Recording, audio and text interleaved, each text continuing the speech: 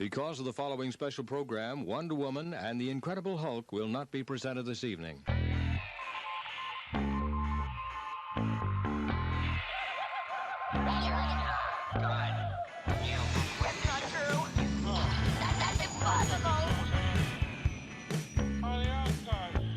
It's time to get all your Star Wars news in a single file.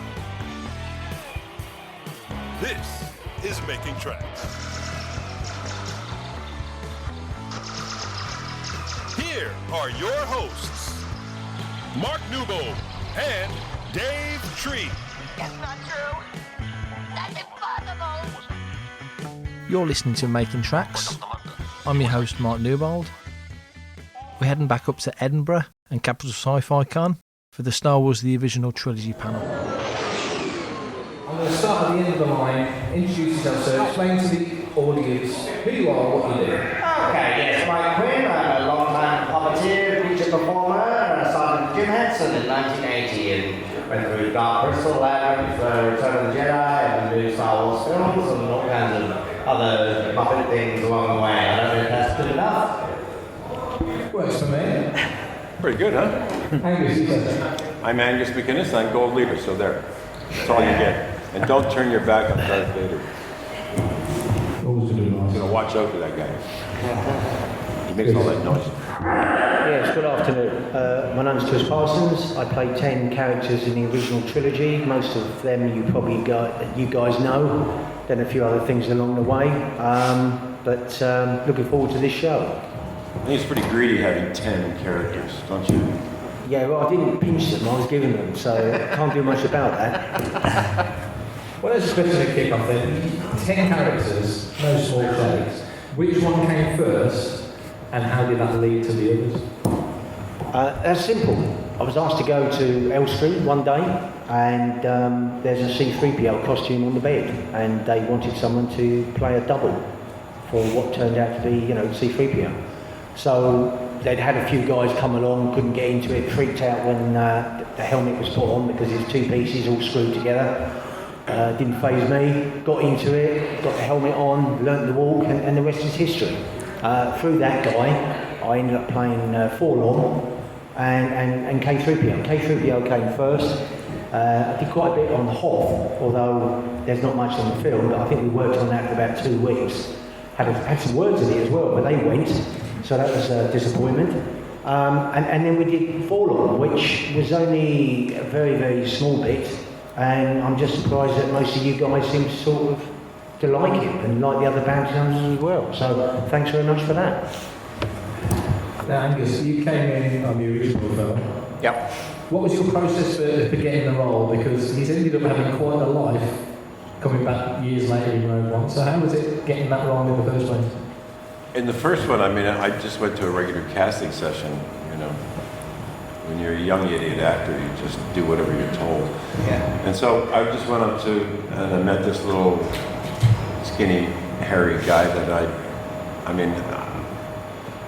in about 70, I guess it must have been 75 or so, 1975. Does anybody calculate that far back? A long time ago. And a lot of people didn't have beards, except people from California, so he was from California, and so we met, and I was one of hundreds, I suppose, well, at least dozens, literally dozens of actors young American actors who went up for a role. And I think everybody got a job. It wasn't a matter of skill. It was just a matter of, are you here? Are you available? Yeah, okay, you do that. But it was good. It was very exciting. And if you're a science fiction fan like I am, this was sort of like fitting into a really nice warm nest. It was really nice. It was nice to do that. And your character, of course, has a pretty explosive ending. When your character was quite an explosive ending. Yes, the ending was a surprise. I was going to say, it wasn't one of those really stylish moments when you didn't know the seat was going to blow up. Well, they just said it would be a small explosion, and there wasn't. He lied. It was a very large explosion. I was a bit surprised. Yeah, to say the least. Changed my underwear immediately. So. Always good advice. Sorry. Yeah. Personal there. Sharing too much. When you came aboard, what was your first in point to getting into the films? Oh, so not specifically Star Wars, but originally. Yeah, I was basically a fan of the Muppet Show in the 70s. And so I used to visit them taping the Muppet Show at Elstree. So they got to know me, and I would bring puppets in that I'd made, and Jim Henson would put them on. I was kind of a familiar part of the furniture there. And so when I left school, I did ask Jim for a job. And I think he just felt sorry for me and thought, well, I guess he's here all the time, I might as well put him to work. So that's kind of how I got into it, really. I didn't have any formal training. I taught myself a little bit of the basic techniques by copying them, but the rest I learned through Jim Henson and Frank on set. I made all my mistakes on film. There wasn't really anywhere to go at that time. You just hung out with them? Yeah, basically. I was a groupie, I was a stalker. How did you do that? I would bribe my way into the studio with cigarettes and chocolates, literally, past security. That's amazing. Yes, you can't do that now, of course, but this was 1980, so that's how I sort of got started. So you say you learned it on the job just by doing it, but if you hadn't had that avenue of, which has got to be the best way of learning it. It's absolutely, because it's not theory at that point. You're solving problems in each scene and with different characters and on set and with the actors and with the cameras and I don't suppose anybody can teach it anyway. There wasn't at that time. Now I have my own online academy called StevensPuppetry.com where I'm teaching all the things that I learned back then from those guys. So I'm trying to fill in the holes. There's one I wish I had had when I was starting out. So yes, I've got the question now. No, I was going to say, but if you're learning it on set, you're learning it from other experienced people. You're not learning the bad habits, are you? You're learning the... That's true. I mean, yeah, if I made any mistakes, they would correct me pretty quickly. But you are learning from the best, and the groundwork that I got in those first couple of years with the people who were the best in the industry that pretty well invented that technique, that kind of television and film puppetry. Everything I learned it was the Great Muppet Cake and the Dark Crystal, which was the first animatronic live-action film ever. And then the Return of the Jedi came directly after that. So everything I learned in those first 2 years on those 3 movies, I'm still using that information and knowledge now. That set me up. That was the groundwork for everything that I still do to this day. So yeah. So we've got 3 kind of very different performers on stage because you worked with the animatronics and with the puppetry. Yeah. And I know you worked on the set at the time doing some CG stuff as well. Right, a little bit about animation, yeah. You're an actor, face front, straight out. Yeah. You work behind masks. So it's 3 very different techniques. Yeah. Are you doing the thing you feel you wanted to do the most, if that makes sense? Do you feel you were always destined to do puppetry? Do you feel you were always destined to move from different role to role in Angus as an actor in that sense? Yeah, I always thought I'd be unemployed for a long time. I mean, that's what happens to actors when they get old. Right? I mean, I just find it fascinating because in a lot of ways I spent the same way because I got on a film called Rollerball. Yes. And I've been an actor for about 4 or 5 years, 6 years in university and college and training and all that, and done some work, a couple of years work. But I've never been on a film set. And so when I got onto Rollerball, it was like an awakening. It was like, geez, what's going on here? There's cables all over the floor, and everything was just. And the only way I could learn was to watch other people. Just sit there. I sat on the set day after day, even when I wasn't called, and just watching and asking the crew, "What are you doing? Why are we doing this? How's that happening?" And I treated that as like theater school again, but film school in that case. So, in a way, it was like learning on a set with Norman Jewison, and It's great. Yeah. I mean, you're working with the best people in the world, and it's like you go, "Oh, yeah, I get it. It must be right because it's these guys." Yeah, and the best way to learn something is by watching the people who know how to do it and by doing it. That's really the only way. You can read all the books in the world, but you just got to get out there and do it. Is that the trick to become a student of your craft? You say you went on set. Oh yeah. I'm a huge believer that watching other people work is. I mean, I've sat through so many, 4 years in different theater courses and movement and voice and this and that. But it's when you get right onto the set and you start going like, well, I remember doing it. I did a film with Max von Sydow. I did like 3 pictures with Max, and he did something in a scene that we were doing, and I couldn't understand how he was doing it. And I kept watching him, and he was doing the same thing exactly the same every time. And I thought, is that ever weird? How does he do that? So I started watching him really closely, and I realized that he had everything paced out. He had everything measured, right down to the millimeter, and he had to die in the scene. So he would like stagger back and hit the wall and then fall down. But he hit the wall exactly the same spot. And I was like, how do you do that? I mean, but I learned that what it is just control and to the point and the technique so that you can free the performance up when you're actually doing the stuff. You know, once he's got it measured out in his head and he had figured out. And I learned, it was like a big jump in my learning. Then I went, oh, right. I see. And you couldn't be taught that, you have to see that come out. No, you have to see somebody doing it, and you have to say, and why is that doing it? And then sit down and noodle it out and go, oh, I get it. So he had plotted everything out, probably even how many steps. Oh, no, exactly the number of steps. He had 4.5 steps backwards. And I went, And reproduce it from all the different camera angles, of course. Yeah. Which is, in theatre, you don't have to worry about. No, I mean, these little things that happen in film are just so different. Theater, everything is rehearsed. You got 3 or 4 weeks, sometimes 6 weeks, sometimes longer to rehearse. So every step you make when you get onto the stage is already measured out. You already know you've been doing it over and over and over again, which is good. But on a film set, they say, okay, go over there and do this, and then I want you to do this, and I want you to do that. And you go, oh, okay, well, I get that, and then you're doing it fresh, but you only get 3 shots at it. So sometimes they'll change your mind halfway through, so what you've learned is all out the window. Yeah, start again. So it's such a different technique, but I find it's really free. It's for an actor, for an artist. It's like it gives you this shot of energy. It's just so, sometimes you're like, Christ, I'll never be able to do this, but then you just relax and do it. Good job. It's nice. What about the technique though, because you moved from theatre to film close-up, I mean, very different techniques. Really. How did you do that? When I was on Rollerball, there was an black American actor called Moses Gunn. You heard of him? Yeah. And we were at lunch, and I said to him, I knew he was mainly a theater actor in New York. Yeah. And we were talking, I said, Moses, what's the difference between acting in theater and acting? Because I'd never done a movie before. What's the difference? And he said, there's no difference. He said, it's all the same job. He says, but the technique is different.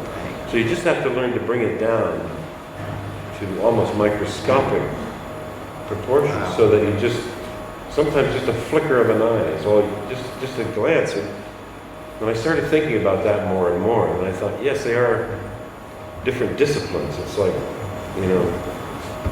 how does a long jumper run compared to somebody who's doing the 100 yards? I mean, they both got to run, and one jumps at the end, the other one just runs through it. But there's a different technique to the running, so it's like every activity we do requires different sort of energy and requires a different sort of approach. And I realized that acting was much the same. It just required, in front of a camera, it now suddenly required a different. But not everyone can do that though, can they, right? Some can't make that leap, I think. Well, I think the people that can't don't work, so. That's good. It's like, I mean, most of the people I know that who've been, I don't mean successful in the sense of becoming famous, I mean successful in the sense of being repeatedly working. It means that they've done their homework and they pay attention. And that's what it's about, I think. At least for me, anyway. Well, yeah. Well, I suppose you get to the point if you've got a director asking you to do a different take from another angle, you've got to give the same nuance. You've got to be able to turn it and shake it. Yeah, and then you also you get to the point where you're saying, you'll be in a scene, and if you're uncomfortable with it, you might be able to say to the director, look, I don't like what we're doing here because this is, how about I say this instead of that? And usually they're comfortable with that as long as you're not changing the message that's in the script. I've seen actors try and do that, and they go, well, I think they ought to say this. And then well, that changes the whole direction of the scene. and that means that it has a knock-on effect right through the script. No, you can't say that. And they get really upset because they think they're brilliant actors and they can also write. Well, they can, most of them. Yeah. But if you say, instead of saying it this way, how about I say the same thing this way, 99% of the time the director will say, yeah, off you go. Yeah. Try it, see if it works. If it doesn't work, well, we'll cut it and do it again. Yeah. But it strikes me, Chris, that a lot of your roles are very observational in the sense that you say you saw a 3PO suit. So if you're getting in a protocol droid's outfit, you're going to be observing what happened in terms of movement and stuff.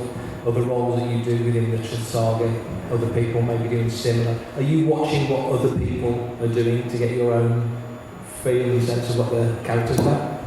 Yeah, first of all, I think Angus deserves a round of applause for the theatre lessons there. I mean, you can roll on the way out, because I certainly could sit in an audience and listen to him for quite a few hours of his experience. No, that's a compliment, sir. Yeah. I think that was well worth listening to, wasn't it? Do you agree with me? Give him a round of applause. It actually makes me think, well, actually, what am I doing here? Anyway, to try and answer the question, when I got offered that 3PO job as double, obviously I didn't know much about it. As I said, once I was in the costume, then I was taught to walk and learn the voice. Then when we get on set, it became apparent that the role for that was going to be very small, couple of shots, and that's fine because they put me into the white one, which was K3PO, as it turns out. It's called White Droid at the time. Anthony had a wooden dressing room on stage, and I had the other half of it. It's called Rose Cottage. We both had the same dresses. So we got on very well at the time, and I used to obviously watch him when I wasn't working. In fact, I think that's how I got all the other roles, because the second assistant directors, these guys are looking for people like me that want to work, that don't want to piss about, excuse the French, that want to do the job and get the job done. If you're just there to try and earn money and go and hide, then you're out the door. So when I wasn't working, I used to stand by the camera quite a lot, most of the day in fact, and watch absolutely everything that was going on, to learn how these, what I class as professionals, I didn't consider myself one, learn to do things. And that goes from everything, not just doing the roles and walking in the droids, but everything I did on those films set me up with a perspective in life I carried on into business. So I'm eternally grateful to, as I said, mainly the two second assistant directors, which were a part of a team which were the best in the business at the time, for the fact that I'm here today.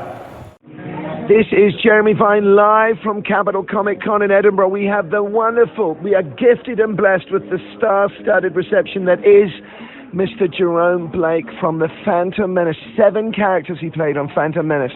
What an achievement. The man is incredible. Not only that, 7 million voices and an ace guitar player and songwriter. Here he is with his debut single for 2019, Panther Tracks. It is Jerome Blake. Panther Tracks to you until we meet again.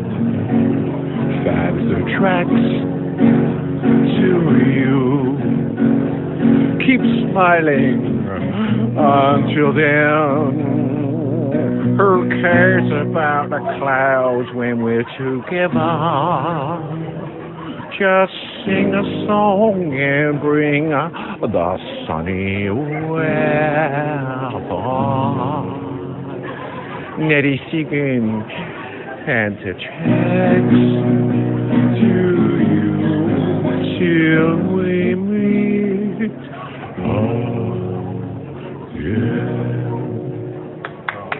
Wow. Unbelievable Jerome Blake there with Panther Tracks. I cried. Wonderful. Here's Toto Coelho and I Eat Cannibals.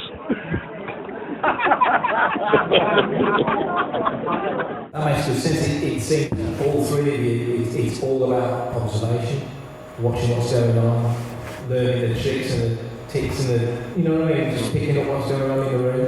And obviously Mike, yourself, with what you were doing, there's lots of repetition to get it right. Yeah, a lot of it's technique, and we've mentioned that word a few times. Yeah. Once you have the technique down, then you can focus on the performance, and then you're free to act and play and go deeper into something, into a character, and try and experiment, try to relax into the role, right? I mean, that's really important. Well, in your field, and I think I already know the answer, I'm going to ask it anyway, who did you learn the most from? What was the person or the technique or the craft, whatever it may be? What was it you picked up the most and ran with? Different things from different people, but I closely watched the main Muppet guys, particularly Jim Henson and Frank Oz. They were kind of like Ernie and Bert in Sesame Street. Jim was very much the free sort of kid that he enjoyed playing, so he was good at creating the worlds, and he would get a puppet on, and he'd be able to forget about business, wouldn't have to worry about contracts and directing, all the producing, all the things. He could just play with a puppet on, and that was sort of a good lesson. You know, hey, have fun. If you're having fun, then you know that translates through the performance on screen. If you're not having fun, it's much harder to get the audience to feel that as well. So Jim sort of taught us a lot of that, how to play on set, and again relax into the character and find and develop those characters and find that. Whereas Frank was sort of the opposite, like Bert in Ernie and Bert in Sesame Street. Frank was very meticulous and precise, but his technique was fantastic, you know, which is evident in Yoda.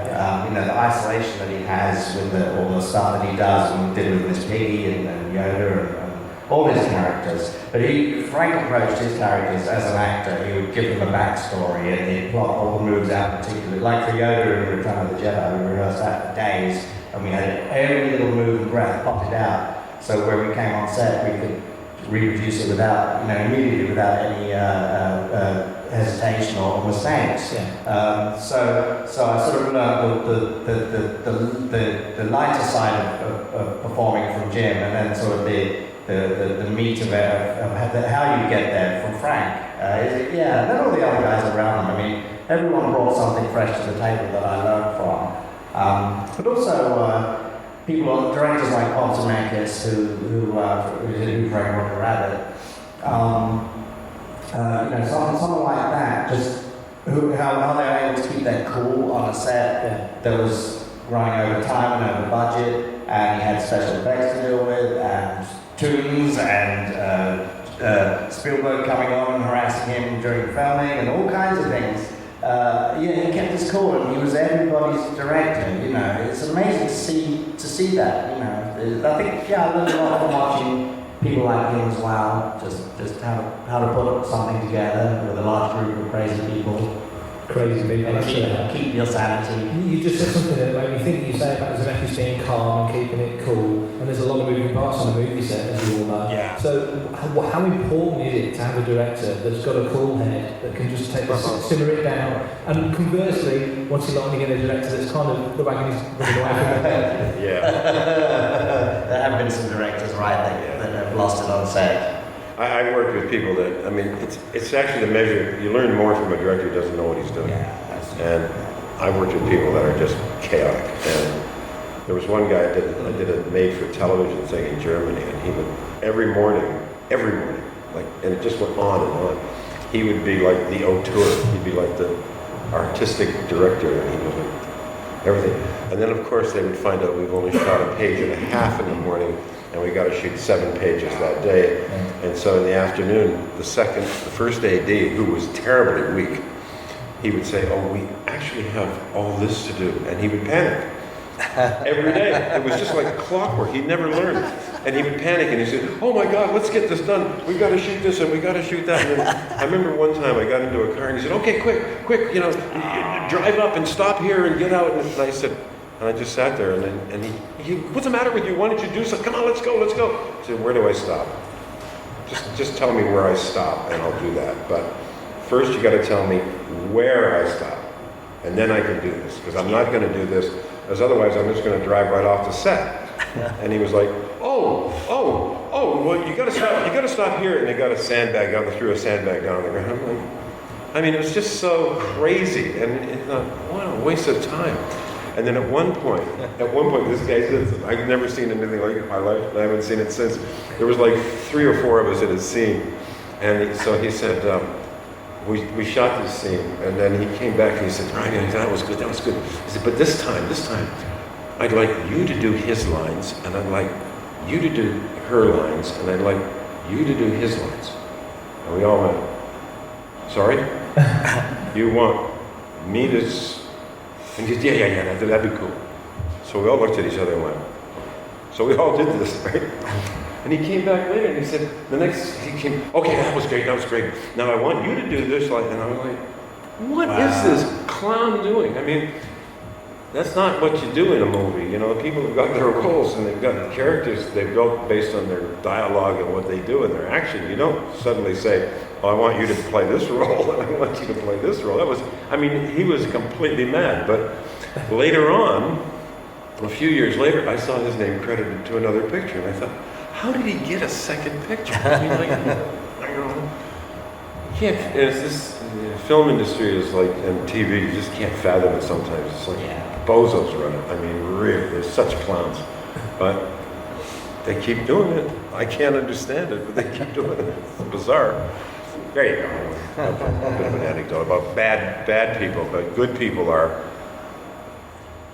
people like, I did a scene with Peter Weir, and I was in a picture called Witness, and I was buried in corn, came out of it, and Peter got in there with me. And I said, what are you doing in here, Peter? And he said, if you're going to do this, I'm going to do it.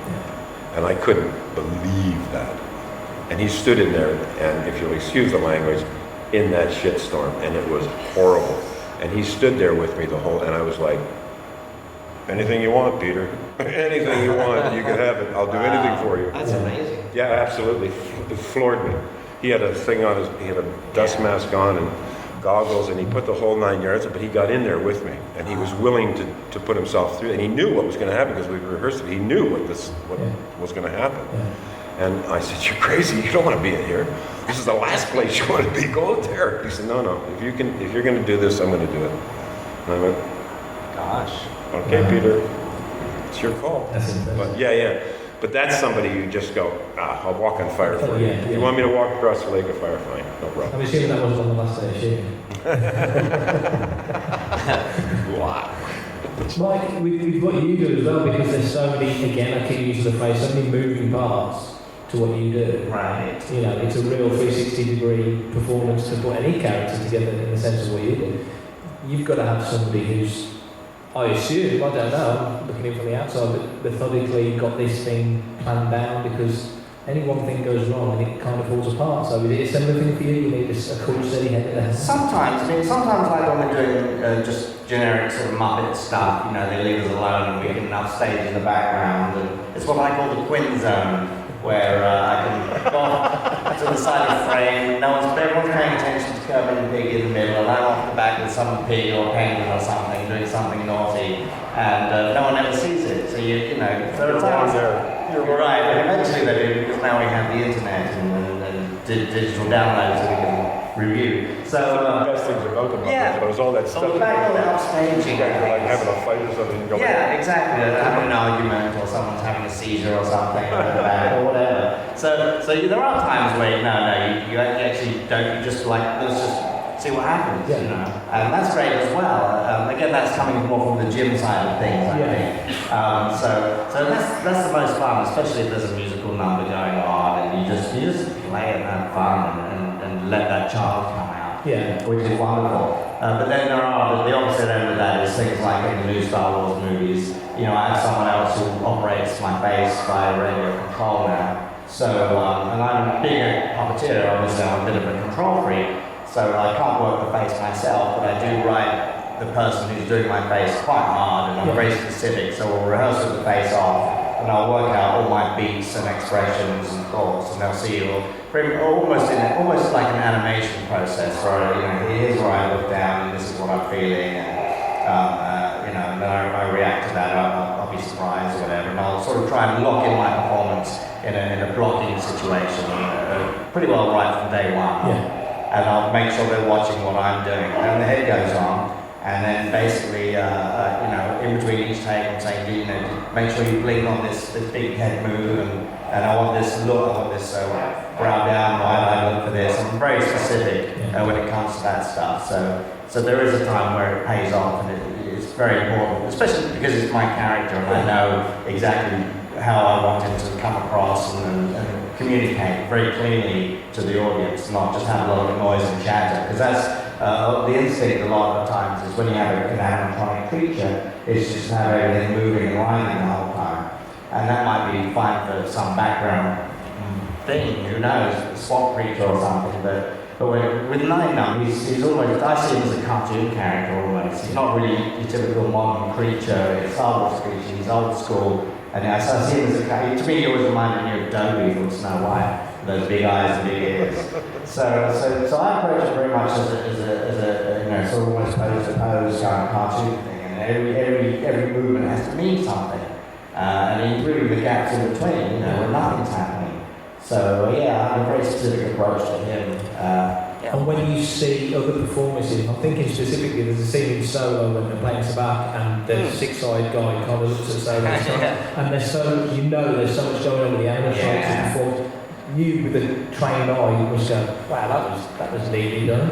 Yeah, well that was terribly done, or that was not bad, or I could tell they only had one take, or I see that servo broke in that take there. No, exactly, there's oftentimes 2 to 3 people quite often on a character, on a single character sometimes. So it's a tough thing. But for background characters you do have a lot more license, and they're not so fussy about that stuff. But when you have principals that have dialogue, it's a lot of responsibility, of course, because you're trying to act alongside Carrie and everyone, only you have a bunch of servo motors on your face, and you can't see really where anyone is, you can't hear anything, and you can't read, right? Definitely so. You can't see. Did you have initially a bad sensory deprivation thing when you kind of first got on set? Did it take you a while to get used to that? Because it did for me. Well, because in the case of 3PO, you're literally looking for almost like a pinhole. If you do that and look from there, it's quite unnerving because you can't see your feet. If you fall over in that costume with pieces of metal and fiberglass sharp, you're going to do yourself a nasty. And I remember when I was doing the 3PO scene in the chariot in the forest of Endor, when they were carrying the chariot up high, that was actually me and not Anthony, and I was quite spooked because I thought, these little guys, if they trip up, I'm a goner because I'm going to go over the scaffold and that's the end of me.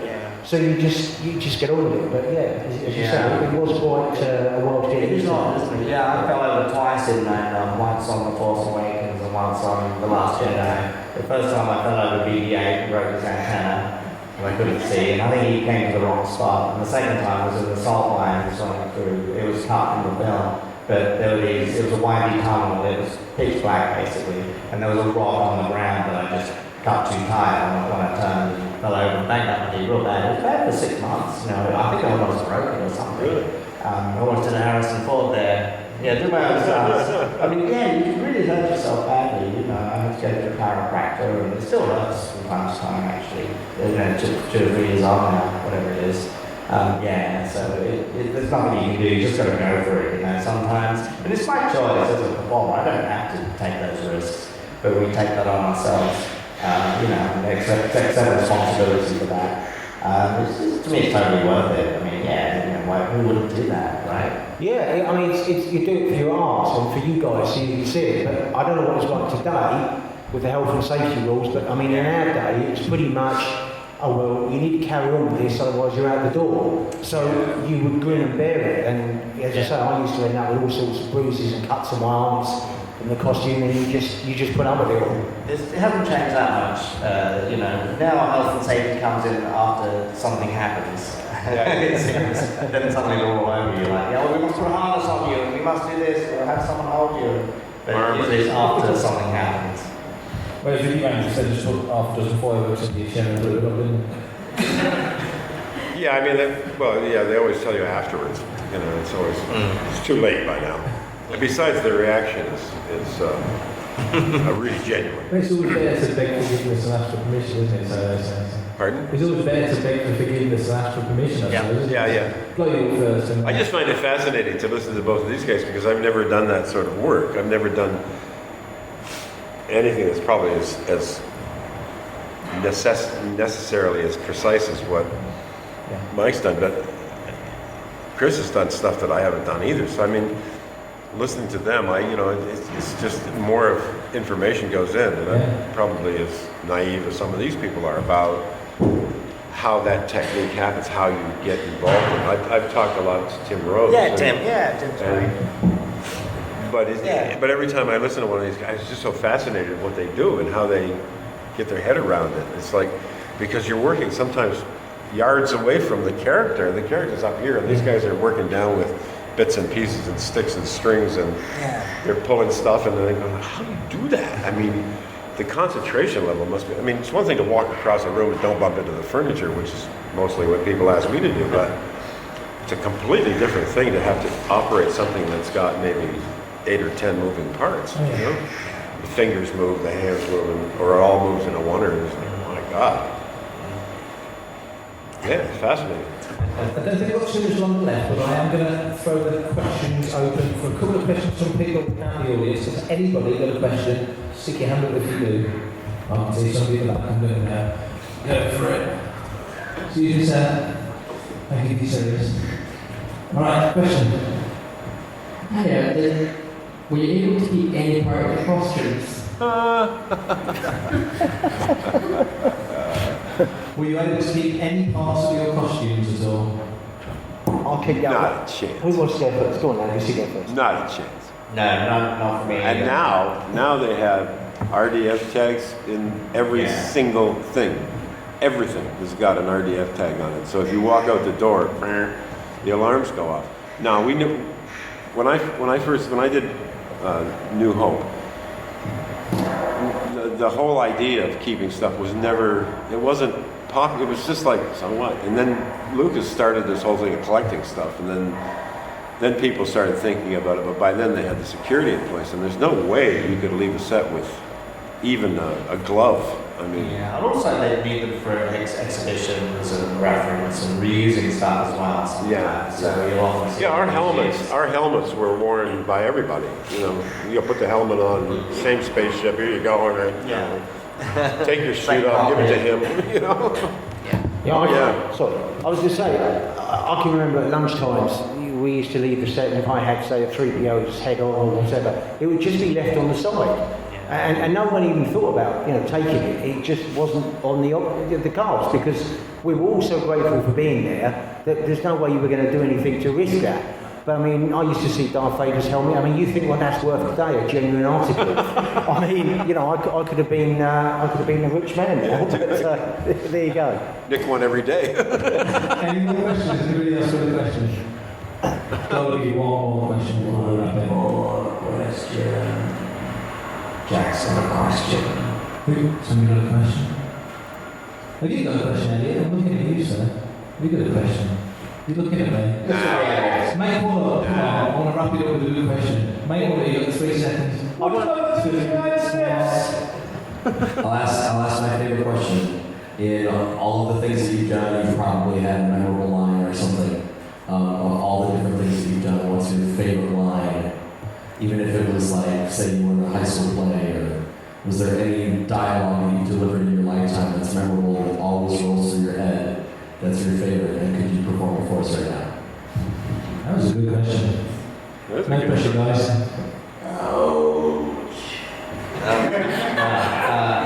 Well, let's see. It's a tough one, isn't it? No, it is. Well, you're thinking. I played a murderer in the original play Rome, which was written in 1929, that Hitchcock later made into a film. I don't remember what I had the main protagonist guy, or antagonist, I guess he was. Screams monologues. I don't actually remember all the details now, but I do remember I really enjoyed it when he said, I have committed murder, I have done murder, and I just loved that whole scene. It was so brilliant. Anyway, that's all I remember. I mean, those are the fun ones, right? You can really have it up and stuff. I don't know, I get so little dialogue. Usually it's oh shit, not again. That's good, that's a good one. But no, I don't have something that I can, remember off the top of my head. I I mean, there's the Star Wars stuff that I have to, this is Gold League, this area, or Icon, which is okay, but I mean, it's not sort of memorable in the sense of like, kind of earth-shattering or interesting, or it's just fun dialogue. Fun is good. Fun is good. Fun's always good, yeah. I mean, it's a lot like Mike was talking about, it's the whole idea of, I remember somebody years and years ago said to me, he said that the reason that if you open up Play Up, it says players at the top, and it gives you the cast list.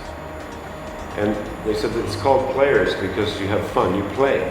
It's an act of play. And I thought, yeah, that's what this is about. You go, because if you don't have fun on stage or on a sound stage, you really shouldn't even be there. You might as well go home. Because that's what comes across right away. If you're not enjoying yourself, boy, it's out of the read. And you know what? It's the same with doing these conventions too. You're not having a good time. Yeah. You must go home. Go home. Don't hang around. Yeah. Don't bother people. Don't make them crazy. Just go home. Absolutely. Absolutely. I love these things for that. You can have fun, but if I start getting miserable and going, oh God, not another person. Well, I go home. Get on the bus. Sorry. I'll answer the question. No, I've not really had much to say at all, so I'm pretty mute really in most of the characters that I play, but I'd like to ask that gentleman a question. Who's your tailor? It would be my corporate sponsor, Aqua Suits. Very nice, Brilliant. Thank you guys. Can we have a round of applause for this time?